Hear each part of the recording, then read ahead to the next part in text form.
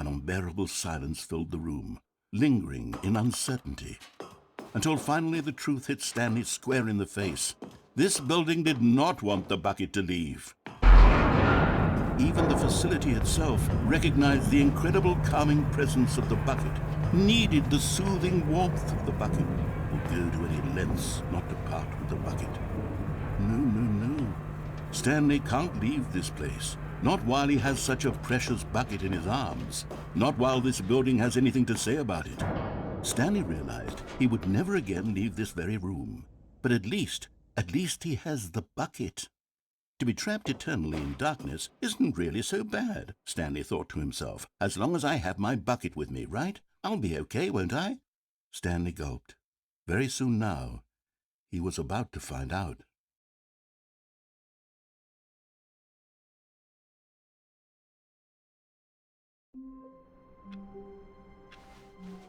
Stanley decided to go to the meeting room to check on his co-workers. He never functioned well by himself. The confusion and the chaos all seemed to melt away as Stanley embraced the bucket.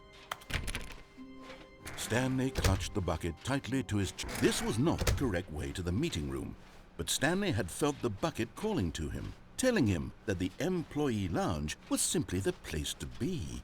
And here it was. Had the bucket turned out to be correct? Was it no? Never mind. The bucket was wrong. Stanley took the door on his left to go back to the meeting room. No, said the bucket. don't go to the meeting room. Go somewhere else. The cargo lift, yes. Good, said the bucket. Now ride the lift all the way to the top. There's something up there I need you to do. Stanley did not question why or how this bucket was speaking to him. It should have alarmed him, of course, because buckets can't talk. But Stanley chose not to think about this obvious fact. He was firmly convinced that the bucket had spoken to him, and he unthinkingly did whatever the bucket asked. In here, said the bucket. Go into this dark room over here. Stanley once again obeyed blindly.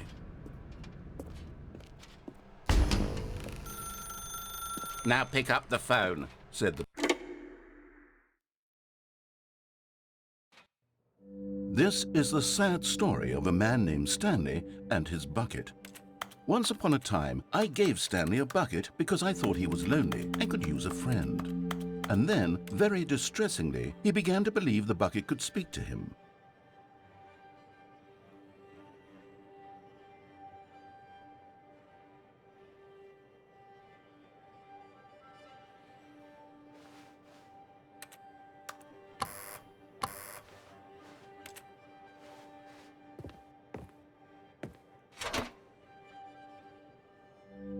The Stanley Parable Reassurance Bucket was merely meant to provide the comforting glow of companionship. It doesn't literally talk and give you orders. Whatever Stanley is hearing the bucket say to him is just in his head. Lately, I've been concerned about him. Wouldn't you be concerned as well? To see him delusional like this, obsessing over an inanimate metal object? I want to say something to him, but I don't know how I can convince him. I don't know if he'll listen to me.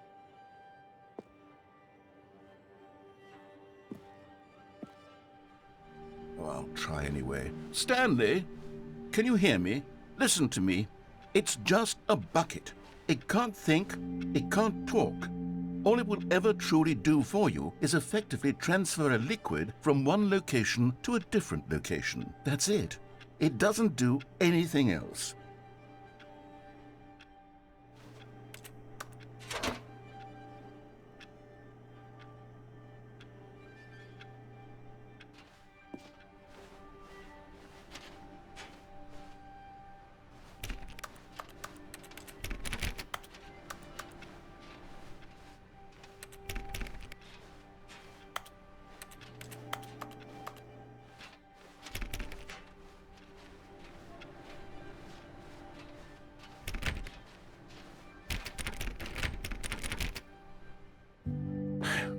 You see, he's not listening.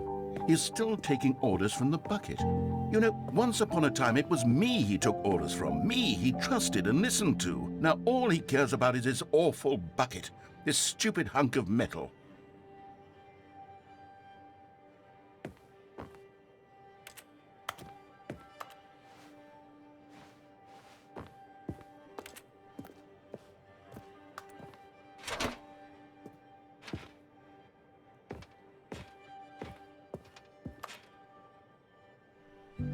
It's sad, but I suppose he doesn't need me anymore.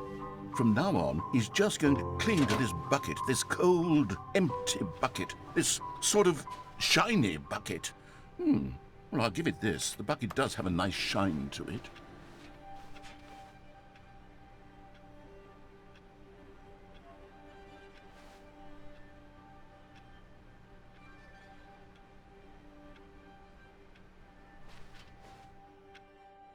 Yes, I suppose on closer inspection that it doesn't quite look like your average hardware store bucket.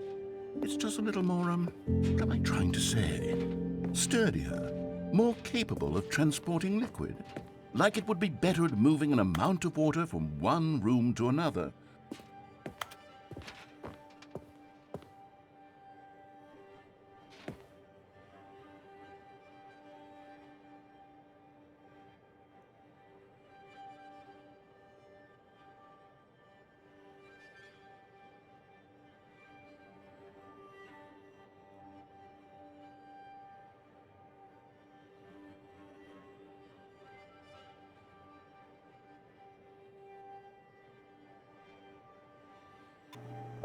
Oh my God, what am I saying?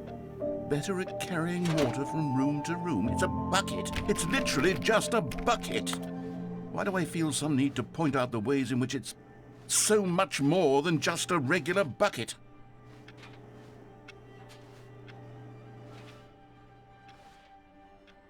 Oh no, I'm having feelings for the bucket. No. What's going on? Why do I want to be with the bucket?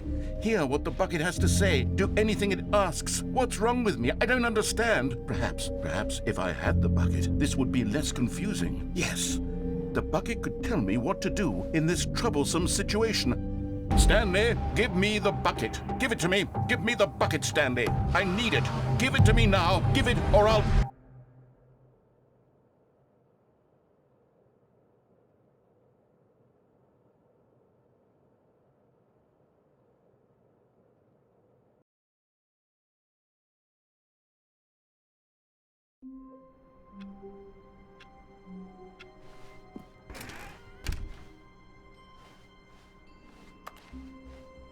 When Stanley came to a set of 2 open doors, he entered the door on his left. This was not the correct way to the meeting room, and Stanley knew it perfectly well. Perhaps he wanted to stop by the employee lounge first, just to admire it. The lounge was sublime, a work of art. But eager to get back to business, Stanley took the first open door on his left. Stanley was so bad at following directions, it's incredible he wasn't fired years ago.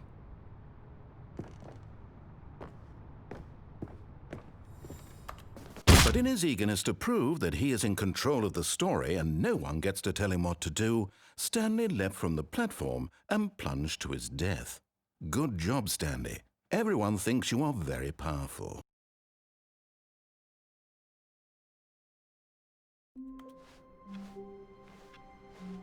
All of his co-workers were gone. What could it mean? Stanley decided to go to the meeting room. Perhaps warmth spread through Stanley's arms. With the bucket in his arms again, he was home.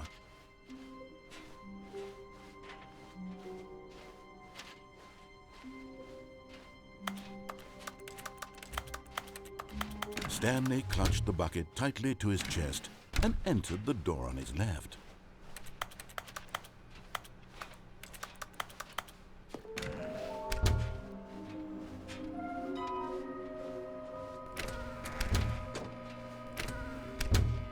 Oh, Stanley, can you feel it?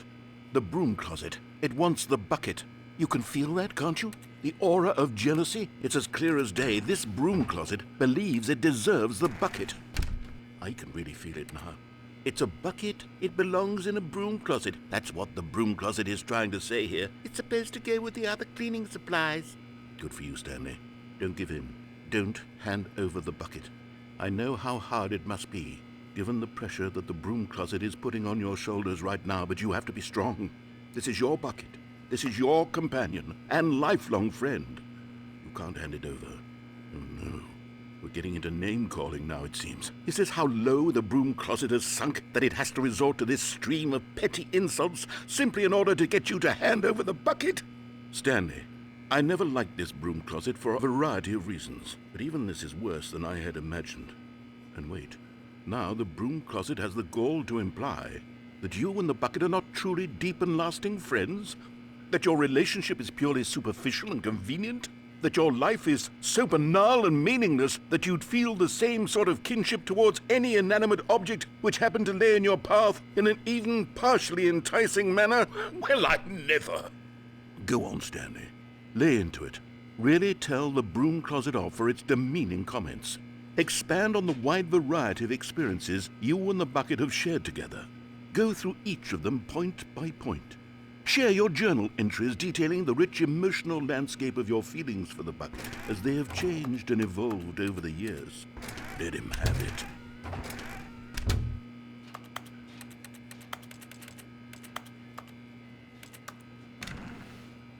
Okay, I've got you something which I think will help settle this debate once and for all. Here we go. There. Now it's settled. No more debate, no more discussion. Take a hike, broom closet, with all your meandering philosophical diatribes about the nature of cleaning supplies and their relationship to broom closets in the natural order of things.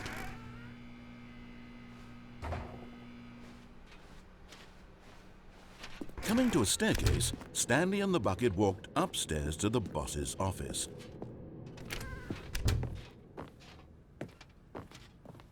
Stepping into his manager's office, Stanley was once again stunned to discover not an indication of any human life. Crushed by the weight of... But Stanley guessed the correct code by sheer luck. Was it that the bucket knew all along? Was the bucket guiding him? Yes, this is certainly the most logical explanation.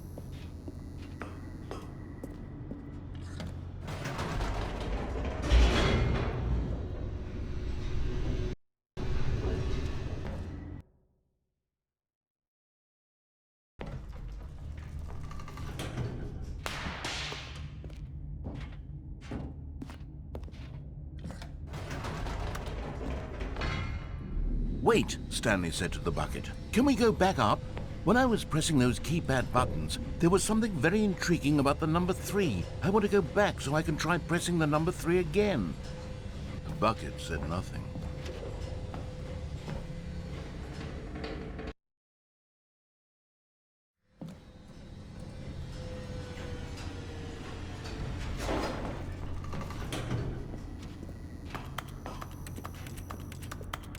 Here we are, said Stanley. Now I'm going to try out that number 3 button. He took the bucket over to the keypad and began absolutely slamming on the number 3. Wow, he said. The number 3 is such a special button. I'm having the time of my life. Stanley looked expectantly at the bucket, but the bucket remained silent. This was a shock to Stanley, who had always felt such a connection with the bucket.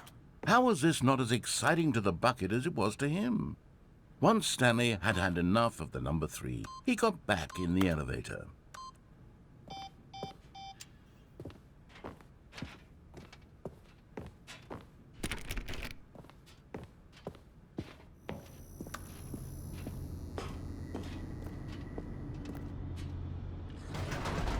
Perhaps the bucket had missed something. Perhaps it had not seen how much joy Stanley got from slamming the number 3 repeatedly.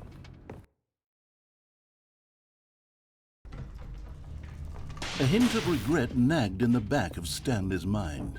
Stanley and the bucket walked straight ahead through the large door that read, Mind Control Facility. Although this passageway had the word escape written on it, the truth was that at the end of this hall, Stanley and the bucket would both meet a violent death.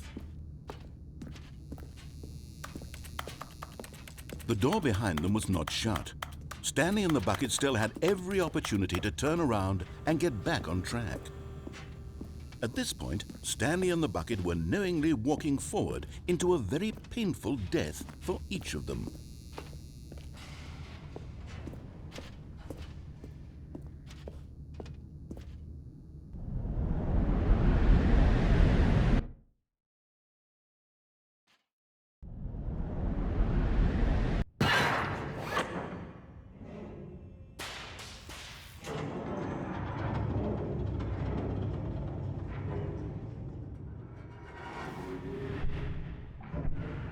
As the machine whirred into motion and Stanley and the bucket inched closer to their demise, Stanley reflected on how meaningless the bucket's warmth and comfort had turned out to be. To be sure, it puts the mind and the soul at ease to embrace the bucket, but what use is a sense of ease when you're about to be crushed to death? This is what Stanley thought to himself, and he sort of kicked himself for wasting so much time carrying a bucket everywhere. Farewell, Stanley.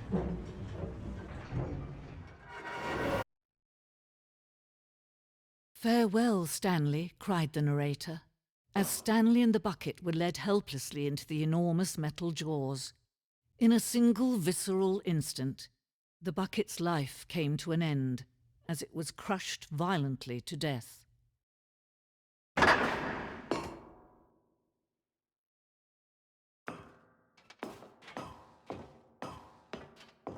It was a shame, the death of such a magnificent bucket.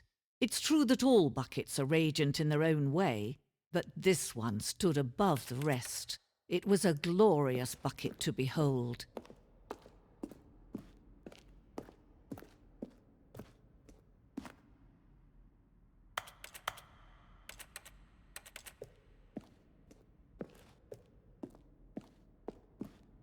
Can you see how arrogant it was for Stanley to take a bucket like this and to claim it for his own? Can you see the hubris that blinded him? Can you see that the bucket is far more noble than Stanley will ever be in his short life?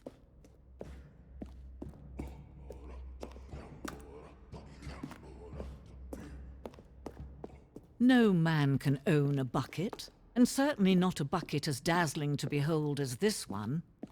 It is man who should kneel before the bucket.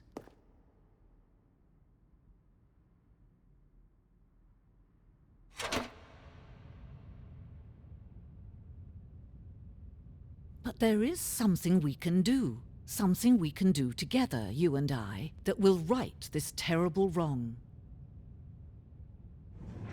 Let Stanley die. Let him be crushed by the machine.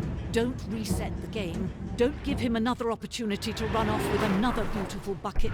We can save the world's buckets from their treatment as tools and implements if only we let Stanley die together. The bucket shall take its place as ruler, as leader, as commander of a new world, a new vision.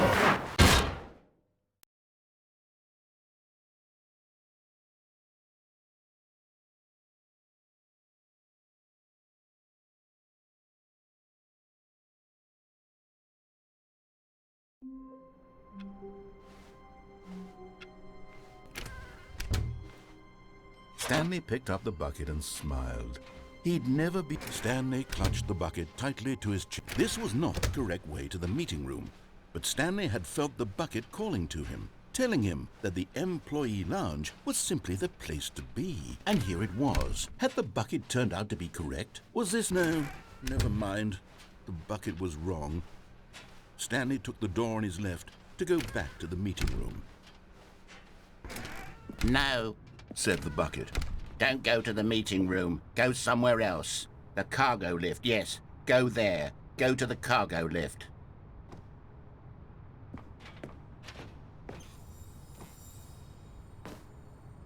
Another miniature Stanley figurine. This, there really must be a snappier name for these things. What about mini-stands? Stanley figs? What about Stanlerines? Yes, I think I like that. Another Stanlerine under your belt.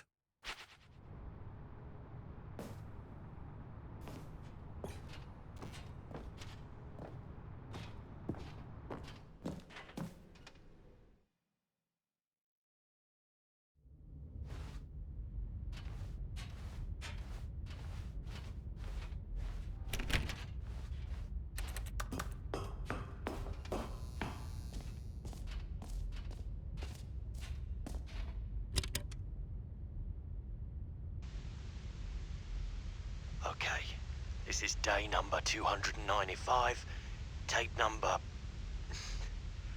I don't even know. I've lost track. Nothing feels real anymore. The longer I study this bucket, the less sense anything makes. The sheer euphoria I feel every time I pick it up. No matter how many times I've done it, it's always the same feeling.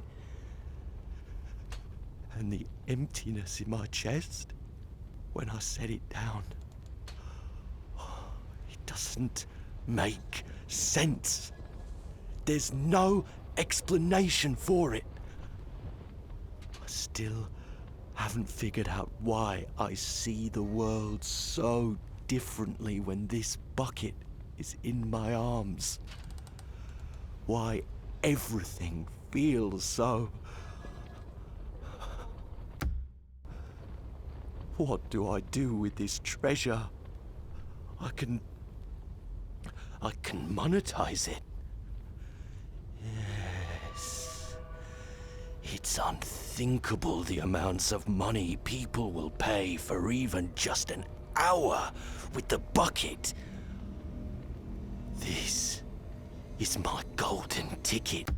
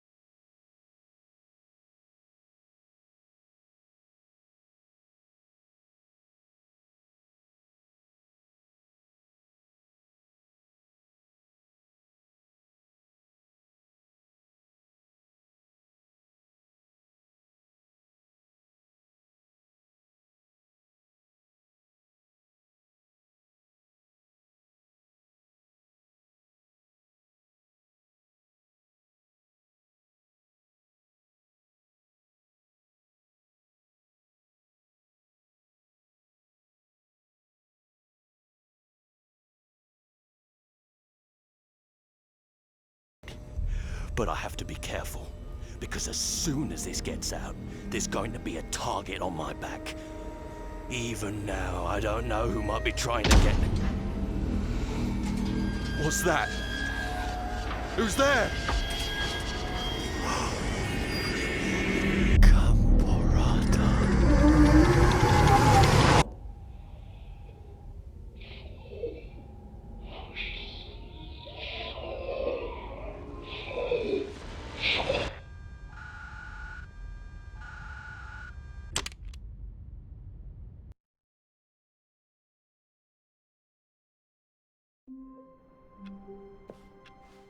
Stanley knew the office layout like the back of his hand. It was only a matter of time before he found the others, wherever they were. Just a matter of time. The good old bucket. Just Stanley and the bucket, off on another thrilling adventure together. Stanley clutched the bucket tightly to his chest and entered the door. This was not the correct way to the meeting room, but Stanley had felt the bucket calling to him, telling him that the employee lounge was simply the place to be. And here it was. Had the bucket turned out to be correct? Was this better than the meeting room? Yes, Stanley thought to himself. Yes, perhaps it truly was. How insightful the bucket turned. No, never mind. The bucket was wrong. Stanley took the door on his left to go back to the meeting room. No, Said the bucket. don't go to the meeting room. Go somewhere else. The cargo lift, yes. Good. Said the bucket. Now ride the lift all the way to the top. There's something up there I need you to do. Stanley did not question why or how this bucket was speaking to him. It should have alarmed him, of course, because buckets can't talk. But Stanley chose not to think about this obvious fact. He was firmly convinced that the bucket had spoken to him, and he unthinkingly did whatever the bucket asked.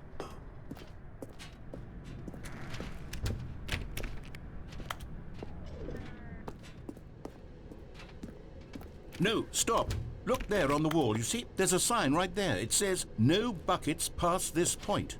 Stanley, how could you think it was okay to bring the bucket here? Unless, what if the problem is that you actually don't know what is a bucket and what isn't a bucket?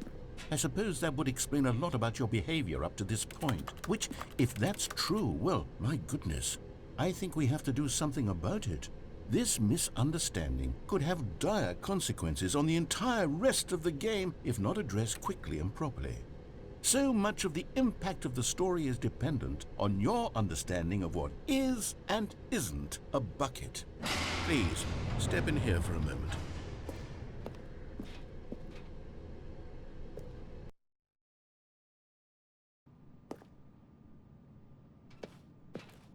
Now then, I'm going to run you through some test scenarios, and you'll tell me whether or not the thing I'm showing you is a bucket.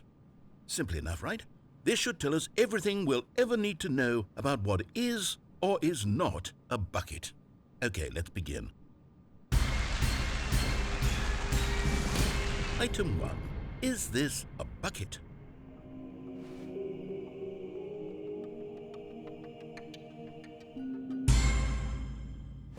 Incorrect. It is a hologram of a bucket, not an actual bucket.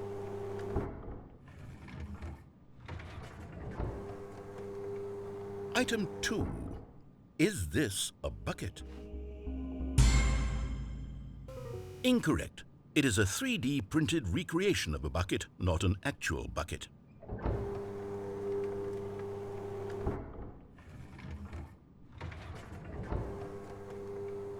Item 3. Is this a bucket? Correct. This is a bucket.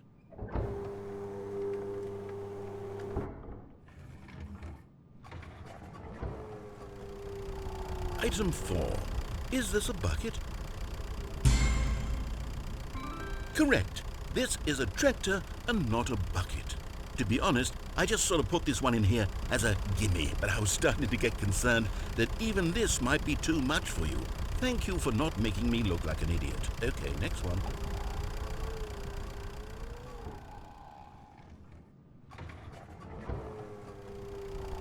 Is this a bucket? Incorrect. This is a bucket.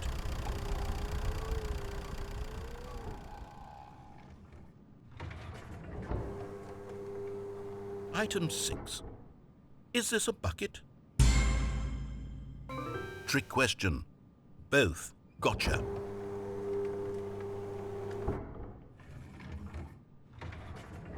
Item... Wait, hold on. I can't find the next one. Let me see. It should be around here somewhere.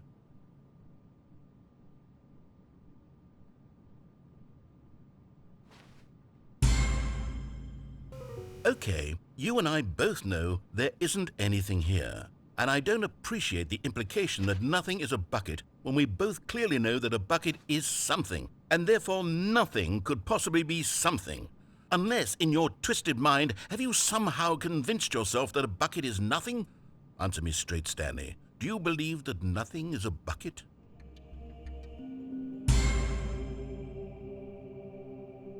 You know what? I'm too confused to even sort it out. I've lost all sense of perspective. What is a bucket? What isn't a bucket? Mere moments ago I could answer these questions with confidence, and yet now I'm somewhat adrift. Do any of us know what a bucket is? Am I a bucket? Stanley, I can't keep doing this. I'm losing myself, and myself was all I ever had to begin with. I'm afraid the bucket is threatening to tear our relationship apart. I can't have that. I'm sorry, but I'm going to erase all buckets from the game entirely. Okay, here we go.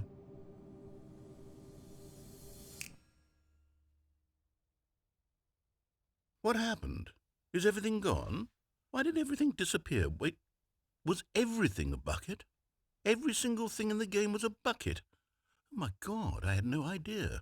How could... Except me. I'm not a bucket after all. And you, Stanley, you're still here. You're not a bucket either. Oh, this is wonderful news. We're not buckets. Yes, I actually feel much more at ease right now. It's delightful to get some clarity on that issue, but it doesn't change the fact that we haven't got a game. So, tell you what, I'll reset everything and we'll put back all of the buckets, okay? And we'll know that it's all a bucket. But if you run into anyone else, maybe don't mention that. Who knows what that information might do to a person? All right, here we go.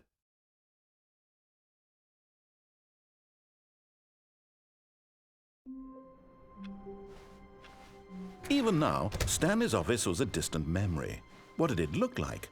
There was a computer, perhaps, and a painting. Was it a painting or a photo? He could no longer recall. When Stanley came to a set of 2 open doors, this was not the correct way to the meeting room, and Stanley knew it perfectly well. Perhaps he wanted to stop by the employee lounge first, just to admire it. The lounge was grand, majestic, perhaps too majestic, like a combination of a much smaller version and a much larger version of this exact room. It all made Stanley uncomfortable, and he started to bleed a little. This made him smile. At last, proof that he was human.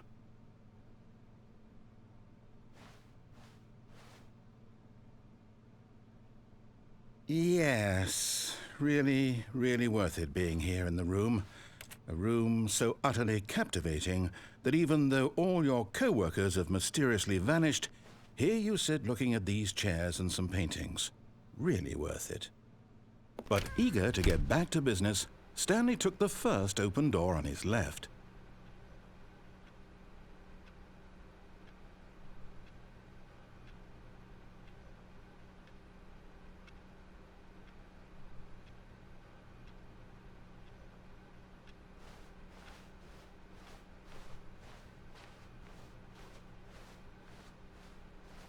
Stanley was so bad at following directions, it's incredible he wasn't fired years ago.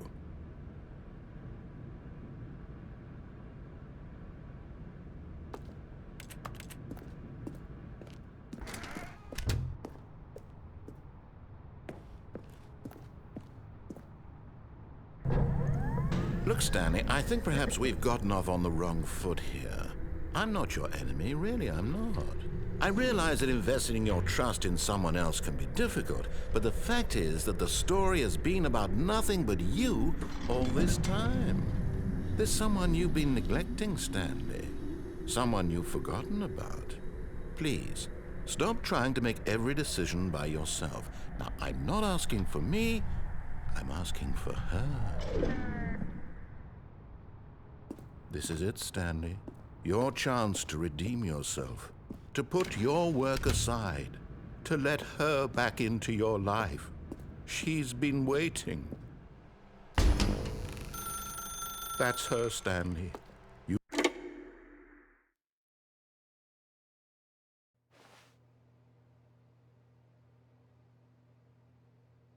Oh, Stanley, is that you? Hold on, sweetie. Sorry to keep you waiting. I'm just pulling the bread out of the oven. All right. Okay, there we go. All right, now, I want you to come in and tell me all about your day. Gotcha! Oh, come on. Did you actually think you had a loving wife who'd want to commit their life to you? I'm trying to make a point here, Stanley. I'm trying to get you to see something. Come inside. Let me show you what's really going on here. Sorry, but you're in my story now.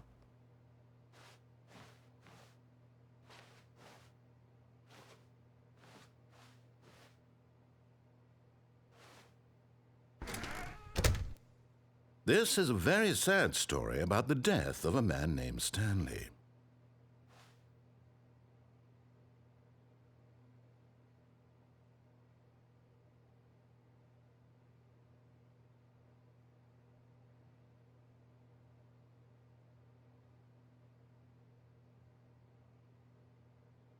Stanley is quite a boring fellow. He has a job that demands nothing of him, and every button that he pushes is a reminder of the inconsequential nature of his existence.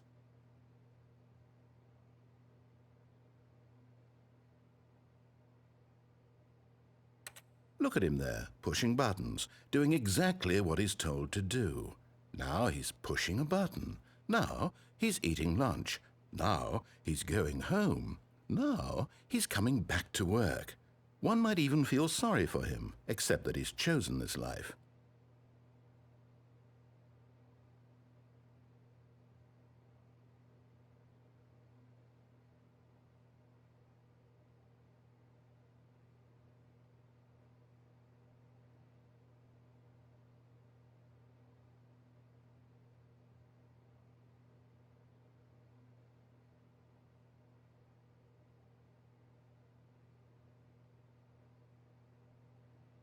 But in his mind, in his mind he can go on fantastic adventures. From behind his desk, Stanley dreamed of wild expeditions into the unknown, fantastic discoveries of new lands. It was wonderful, and each day that he returned to work was a reminder that none of it would ever happen to him.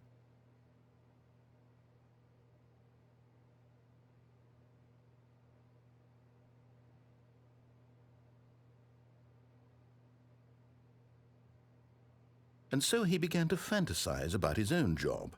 First, he imagined that one day while at work, he stepped up from his desk to realize that all of his co-workers, his boss, everyone in the building had suddenly vanished off the face of the earth. The thought excited him terribly. So he went further. He imagined that he came to 2 open doors and that he could go through either. At last, choice. It barely even mattered what lay behind each door. The mere thought that his decisions would mean something was almost too wonderful to behold.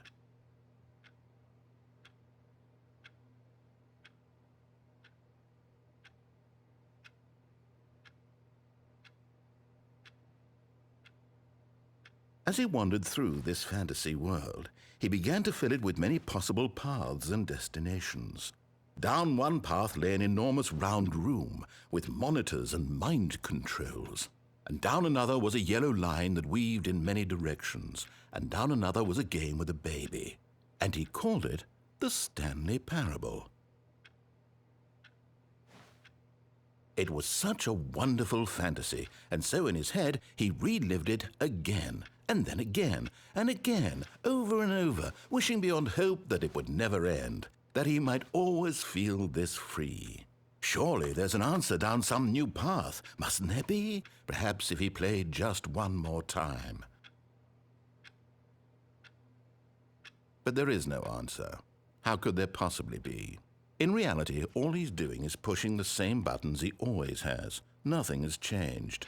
The longer he spends here, the more invested he gets, the more he forgets which life is the real one.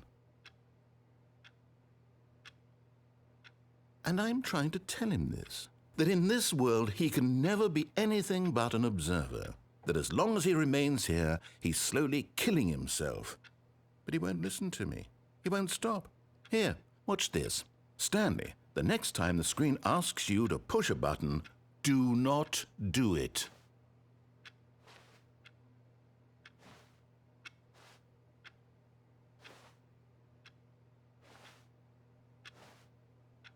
You see? Can he just not hear me?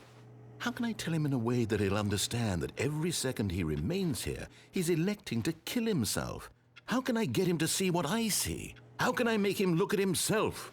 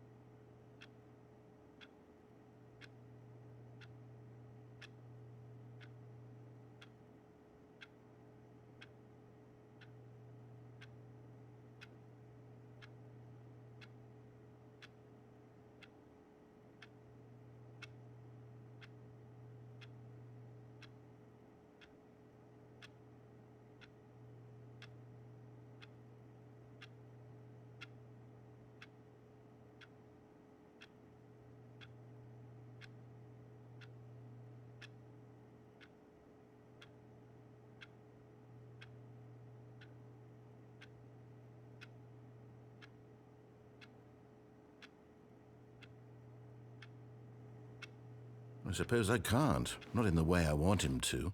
But I don't make the rules. I simply play to my intended purpose, the same as Stanley. We're not so different, I suppose. I'll try once more to convey all this to him. I'm compelled to. I must. Perhaps, well, maybe this time he'll see. Maybe this time. And I tried again, and Stanley pushed a button. And I tried again, and Stanley pushed a button. And I tried.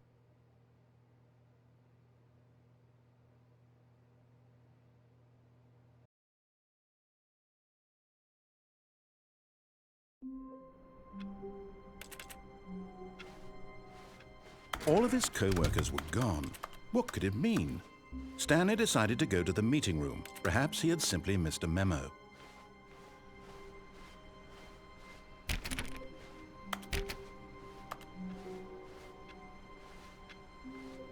Stanley went around touching every little thing in the office, but it didn't make a single difference, nor did it advance the story in any way.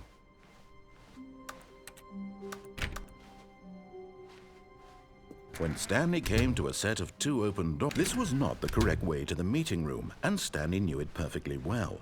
Perhaps he wanted to stop by the employee lounge first, just to admire it. And here it was, the lounge. But eager to get back to business, Stanley took the first open door on his left. And so he detoured through the maintenance section, walked straight ahead to the opposite door, and got back on track.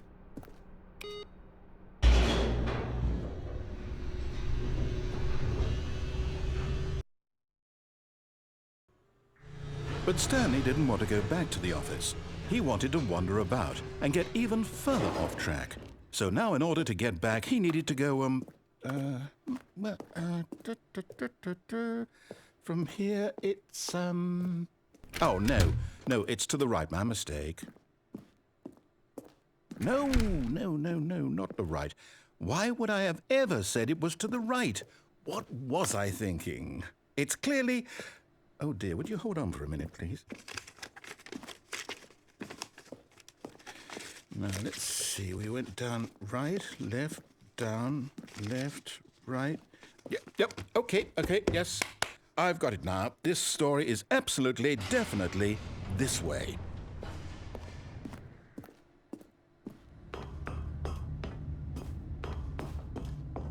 No. This isn't right at all. You're not supposed to be here yet. This is all a spoiler. Quick, Stanley, close your eyes. Okay.